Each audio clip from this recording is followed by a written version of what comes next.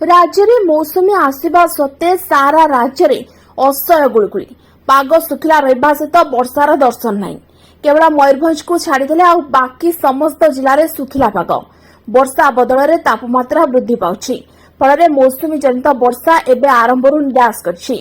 पाणीपाग विशेषज्ञ कहते आसंता 10 दिन धरी मौसुमी ओडिशा समेत विभिन्न स्थान में निष्क्रिय रहिबो।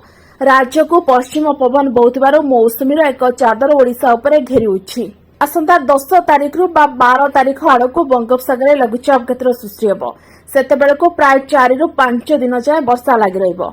अर्थात एभली गरम और गुळुगुळी आसंता स्नान पूर्णिमा पर्यंत लगी रहिबो। आगामी 5 तारिख पर्यंत एभली तापमात्रा वृद्धि रहिबो।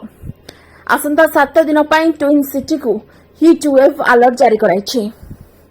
सर्वाधिक 41 डिग्री पर्यंत छुईबारे तापमात्रा। भुवनेश्वर में आसंता 7 दिन पई तापमात्रा 39 डिग्री उपरे रहिबो। 2 दिन जाए 40 रु 41 डिग्री छुईबारे तापमात्रा। सेपरि कटक रे 39 डिग्री तथा 40 डिग्री पर्यंत तापमात्रा आगामी 2 दिन रहिबो बोली अनुमान कराइछि।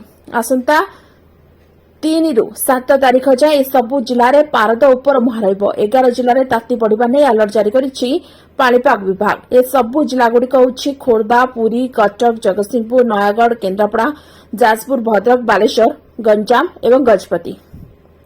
Bureau report OT live. अधिक खबर देखिए ओटी लाइव को सब्सक्राइब करंतु एवं ए खबर को अधिक शेयर करंतु।